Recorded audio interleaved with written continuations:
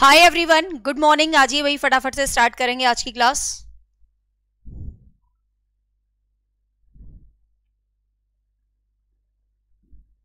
फटाफट बताओ, audio video okay हैं?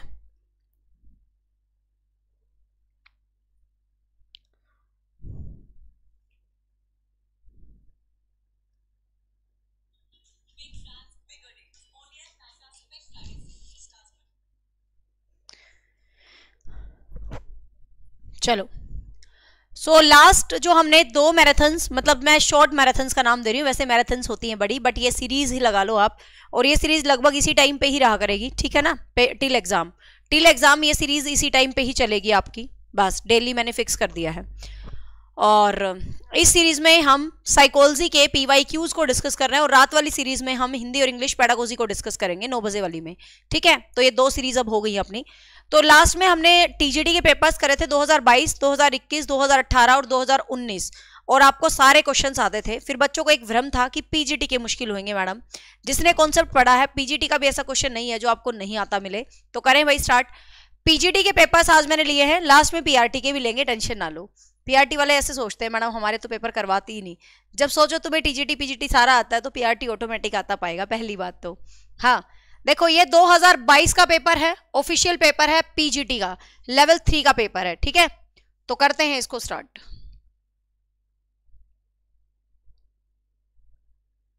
चलो, फर्स्ट क्वेश्चन है, the type of intelligence test in which the difficulty level of questions gradually increase। ऐसा कौन सा टेस्ट है जिसमें डिफिकल्टी लेवल धीरे धीरे इंक्रीज करते हैं, मतलब कहते हैं ना पावर धीरे धीरे इंक्रीज होती है। पहले थोड़ा स्लो मोशन में बोलते हैं, थोड़ा सा फास्ट हो जाता है, फिर थोड़ा सा फास्ट हो जाता है, ठीक है? रात की क्लास 9 बजे होगी भाई। इंग्लिश और हिंदी में से कोई भी पेडागोजी के बहुत अच्छे क्वेश्चन होंगे, रात 9 बजे होगी अब नेक्स्ट क्लास मेरी, ठीक है? ए टाइप ऑफ, ये मैंने फिक्स कर दिया है, सुबह वाली क्लास 12:15 के आसपास और रात वाली क्लास 9 बजे। डन है, 2 दिसंबर तक ये सीरीज एज इट इज रहेगी। A type of intelligence test in which the difficulty level of questions gradually increase in the time of factor of the secondary. तो आपको बताना है कि टाइम फैक्टर तो सेकेंडरी होगा और इंक्रीज स्पीड वाला मैटर होगा। तो खुद देखो, टाइम तो स्पीड मतलब सेकेंडरी है, तो इसका मतलब स्पीड टेस्ट तो होगा ही नहीं, क्योंकि जब टाइम सेकेंडरी है, कोई बोल के तो टेस्ट लिया नहीं जा रहा, वर्बल टेस्ट भी नहीं है, निष्पत्ति परफॉर्मेंस तो किसी भी तरीके से यहाँ देखी ही नहीं जा रही। धीरे धीरे आपकी जो स्पीड है उसको इंक्रीज करना है, आपके लेवल को इंक्रीज करना है। तो पावर टेस्ट, पेपर तक आपकी पावर 440 वोल्ट कर देनी है मैंने। अभी पता नहीं तुम कौन से वोल्ट पे चल रहे हो।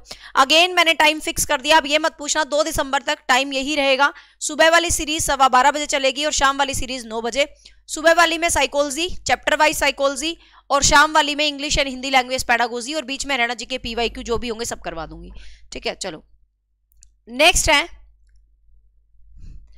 एक शिक्षण अधिगम व्यू रचना जिसमें विभिन्न योग्यता वाले बच्चे, छोटे समूह, मतलब कोई छोटा सा समूह हो, विभिन्न योग्यता वाले बच्चे होते हैं, स्मॉल ग्रुप स्टूडेंट्स होते हैं, डिफरेंट लेवल उनकी एबिलिटीज होती हैं, एक्टिविटीज करते हैं। तो बताने की जरूरत नहीं, फटाफट बता दो कि वो बच्चे क्या कहलाते हैं, मतलब वो ग्रुप जो है क्या कहलाता है। तो ठीक है, पता होगा भाई वो ग्रुप आपका क्या कहलाता है, वो कोऑपरेटिव लर्निंग के नाम से कहा जाता है, ठीक है? आपको पता है जब भी एक कोई समूह है, कोई छोटा समूह है, 6-7 बंदों का समूह है, डिफरेंट एबिलिटी वाले स्टूडेंट्स हैं, डिफरेंट एबिलिटी वाले लोग हैं, तो इस तरीके से इनका एक समूह है जो सीखा जाता है, तो उसको हम कोऑपरेटिव लर्निंग बोलते हैं, ठीक है? उसको हम क्या बोलते हैं भाई?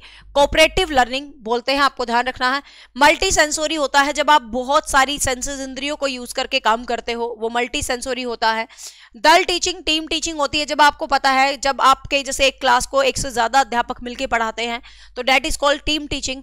प्रोग्राम्ड लर्निंग होता है जिसके अंदर अभिकर्मित अधिगम जिसको हम बोलते हैं, इसके अंदर क्या होता है, छोटे छोटे समूह में, पार्ट्स में कंप्यूटर असिस्ट जो है लर्निंग होती है, स्किनर के द्वारा दिया गया ये कॉन्सेप्ट है। तो यहां पर आंसर रहेगा आपका 3। नेक्स्ट है, Spranger classification of personality is related to the which approach of the personality. तो स्प्रेंजर ने पर्सनैलिटी के 6 टाइप गिवन थे, तो टाइप थ्योरी, क्रेशमर है, शेल्डन है, स्प्रेंजर है, आपका इंट्रोवर्ट एक्सट्रोवर्ट वाले हैं, ये सब टाइप थ्योरी से रिलेटेड है। और जो आपका आलपोर्ट है, ये आपका किस आलपोर्ट है, कैटल है, ये आपका किससे रिलेटेड है भाई? और ये आपके ट्रेड थ्योरी से रिलेटेड है, ठीक है? तो आंसर यहां पर आपकी 2 रहने वाली है। आंसर क्या रहेगी भाई? 2 रहने वाली है, ठीक है? तो टाइप थ्योरी। नेक्स्ट देखिएगा, निम्न में से कौन सा विद्यार्थियों के अच्छे मानसिक स्वास्थ्य का लक्षण नहीं है? ये कह रहा है which of the following is not symptom of a good mental health of student. बच्चे की अच्छी मेंटल हेल्थ का लक्षण कौन सा नहीं है? मतलब बाकी तो सारे लक्षण हैं, ये लक्षण है जो बच्चे की मेंटल हेल्थ का नहीं है, तो आपको बताना है। Living in A fantasy world, एक फैंटेसी वाले दुनिया में रहता है, मतलब कल्पनाओं वाले दुनिया में रहता है। देखो अब जिसका मानसिक स्वास्थ्य में गड़बड़ होगी, जिसके मानसिक स्वास्थ्य में गड़बड़ होगी, तो वो कल्पनाओं, ये पूछ रहा है कि which of the following is not पूछा है, not a symptom of good mental health. भाई अच्छी मेंटल हेल्थ का सिम्टम कौन सा नहीं है। तो लिविंग इन फैंटेसी वर्ल्ड, वो फैंटेसी वर्ल्ड में रहेगा, तो कल्पनाओं में रहेगा। बैलेंस इन लाइफ, जीवन में संतुलित है, तो अच्छा मेंटल स्वास्थ्य है। Knowledge of our potential of limitations, आप में क्या लिमिटेशंस है, क्या आपकी छिपी हुई प्रतिभाएं हैं, आपको उनका गुण है, तो डेफिनेटली आपकी मेंटल हेल्थ ठीक है। Free from the undesirable worries, बिना बात की जो टेंशन रखते हो, जैसे तुम रखते हो बिना बात की टेंशन, हाई पेपर आ गया। जब नौकरी के पेपर इतने अच्छे हो रहे हैं तो स्टेट तो वैसे ही आसानी से पास हो जाएगा, टेंशन ना लो, ठीक है। तो फ्री फ्रॉम द, आप ये भी होता है। तो 1 जो है ये अच्छे मानसिक स्वास्थ्य का लक्षण नहीं है, क्योंकि फैंटेसीज की दुनिया में ज्यादा नहीं रहना चाहिए, रियलिटी की दुनिया में ज्यादा रहना चाहिए। ज्यादा कल्पनाओं में लग जाते हैं तो दुख ही मिलता है, जैसे वर्ल्ड कप की कल्पना हो रही थी, फाइनली दुख ही हाजिर हुआ। तो कहने का मतलब ज्यादा फैंटेसीज में नहीं रहना चाहिए, तो काल्पनिक दुनिया में रहना छोड़ो, दिस इज रियलिटी में रहो। हार जीत है, खेल का नियम है, ठीक है। चलो नेक्स्ट देखिएगा।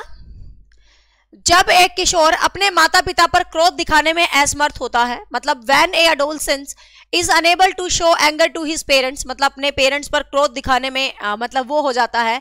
Then he shows his anger to his younger brother, तो अपने छोटे भाई पर गुस्सा दिखाया, मतलब माँ बाप पे तो वो गुस्सा नहीं दिखा सकता, उसने गुस्सा दिखाया अपने छोटे भाई को पकड़ के, ठीक है। तो छोटे भाई को पकड़ के गुस्सा दिखा दिया, तो क्या कह रहा है, तो सीधी सी बात है, गुस्सा तो दिखाना चाहता था माँ बाप पे, अब मारा छोटे भाई को पटक के, तो अपनी बात को डिस्प्लेस कर दिया, मतलब जिस पर वो प्लेस करना चाहता था उस चीज को, उस पे प्लेस ना करके किसी दूसरे पर प्लेस कर दिया, तो उसको हम डिस्प्लेसमेंट बोलेंगे, ठीक है। उसको हम क्या बोलेंगे भाई, डिस्प्लेसमेंट बोलेंगे, या आप कह सकते हो इसको हम विस्थापन बोलेंगे, ठीक है। डिस्प्लेसमेंट बोलेंगे, विस्थापन बोलेंगे, क्लियर। नेक्स्ट है, पियाजे के संगठनात्मक विकास सिद्धांत के अनुसार संगठनात्मक संरचना की वह मूलभूत इकाई जो किसी संगठनात्मक व्यवहार को क्रियान्वयन करती है, मतलब अकॉर्डिंग टू पियाजे cognitive development theory the basic unit of cognitive structure that help in the implementations of cognitive behaviour is trend. तो आपको पता है जो आपके बिहेवियर को इंप्लीमेंट करती है, जो भी आप चीजें हैं जीवन में उसको सीख रहे हो, उसको ग्रहण कर रहे हो, तो मतलब वो अकॉर्डिंग टू पियाजे क्या है। तो आपको पता है कि जो भी पियाजे का कॉग्निटिव डेवलपमेंट थ्योरी का एक बेसिक स्ट्रक्चर है, तो वो क्या कहलाता है भाई, पियाजे का जो बेसिक स्ट्रक्चर है पियाजे की रचनाओं का, बातों का, तो उसको हम क्या बोलते हैं भाई, उसको हम स्कीमा बोलते हैं, ठीक है। उसको हम क्या बोलते हैं भाई, उसको हम स्कीमा बोलते हैं। तो आंसर यहां पर आपका 3 रहने वाला है, ठीक है। आंसर क्या रहने वाला है, 3। कोई क्वेश्चन ऐसा लग रहा है जो ना पढ़ा हो? पीजीटी मुश्किल आता है पेपर में, ये पिछले 2022 का पेपर है।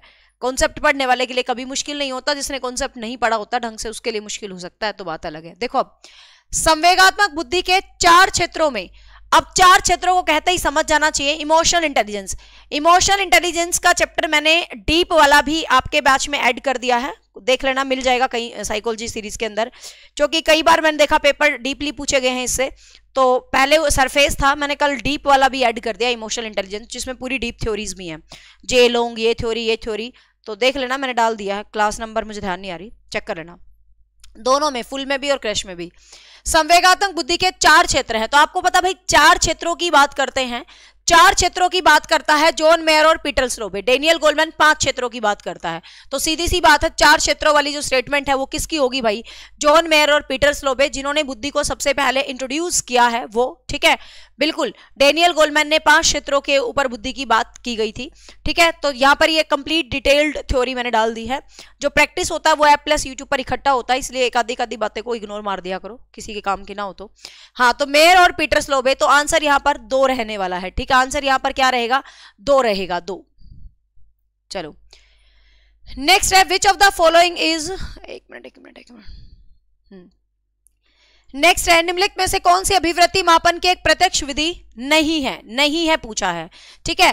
प्रत्यक्ष विधि नहीं है अभिवृत्ति के लिए, अभिवृत्ति मापन की मतलब direct method of the measurement. तो direct method, interview is a direct method, मतलब क्वेश्चनियर, ऑब्जर्वेशन, ये जो आपके सब्जेक्टिव और ऑब्जेक्टिव मेथड होते हैं इनको हम डायरेक्ट मेथड बोलते हैं, ठीक है, इनको हम डायरेक्ट मेथड बोलते हैं। लेकिन जो प्रोजेक्शन होता है आपको पता है ये अप्रत्यक्ष विधि होती है, ये अप्रत्यक्ष विधि है, ये इनडायरेक्ट मेथड होता है। जो आपका प्रोजेक्शन होता है तो वो इनडायरेक्ट होता है, ठीक है। गुरप्रीत मलिक, किस रिगार्डिंग मिलना चाहते हो? क्योंकि मिलने का रीजन मैटर करता है ना, किस रिगार्डिंग मिलना चाहते हो। आपका कोई पेपर पास हुआ, आप मिलने आना चाहते हो तो आप मोस्ट वेलकम हो, ठीक है। आप कहीं बाहर से हो, पानीपत से निकल रहे हो, आप मिलने आना चाहते हो, मोस्ट वेलकम है। लेकिन ये नहीं है कि आप सिर्फ ये बात करने आना चाहते हो कि पेपर में क्या पढूं क्या ना पढूं। वो मैं यूट्यूब पर बहुत बताती हूँ। कई बच्चे कहेंगे मैडम मुझे ये पूछना है कि क्या पढूं क्या ना पढूं, तो इस रिगार्डिंग मैं नहीं मिलती हूँ, सॉरी। हाँ, लेकिन आप कहीं बाहर से हो, पानीपत से आ रहे हो तो जरूर मिलो, मुझे बहुत खुशी होगी। आप पेपर पास करके मिलने आ रहे हो, सोने पे सुहागा लगता है मुझे वो, ठीक है। वो तो मतलब जरूरी होता है, वो तो मिलने आना ही आना है। वो तो जो नहीं मिलने आते फिर वो धोखेबाज हो जाते हैं मेरी नजरों में। पहले तो डायलॉग बोलते हैं, बाद में नहीं आते। तो वो तो मिलना सबसे बड़ा मोमेंट होता है मेरे लिए। जो पेपर पास करके मिलने आते हैं स्टूडेंट, ठीक है, उनको तो स्पेशल मिलवाएंगे। लेकिन कई बच्चे मिलके कहेंगे मैडम मैं कंफ्यूज हूं, मैं क्या पढूं और क्या ना पढूं, तो वो तो मैं खूब यूट्यूब पे बताती हूँ, तो उसके लिए मत मिलने आना। हाँ, कहीं दूर से हो, बाहर से हो, पानीपत से जा रहे हो तो बिल्कुल मोस्ट वेलकम, ठीक है। अकेडमी के नंबर पर फोन कर लेना, लोकेशन आपको सेंड कर दी जाएगी। निम्नलिखित में से कौन सी अभिवृत्ति मापन की एक प्रत्यक्ष विधि नहीं है? नहीं पूछा है इसने, तो साक्षात्कार। हाँ, वो तो सच में धोखेबाज लगते हैं मुझे, जो पढ़ते टाइम तो इतने बड़े बड़े डायलॉग बोलते हैं, मैं मिलने आऊंगा, मैं मिलने आऊंगी, और बाद में पूछते भी नहीं है। सच्ची बता रही हूँ, ऐसा होता है हर बार।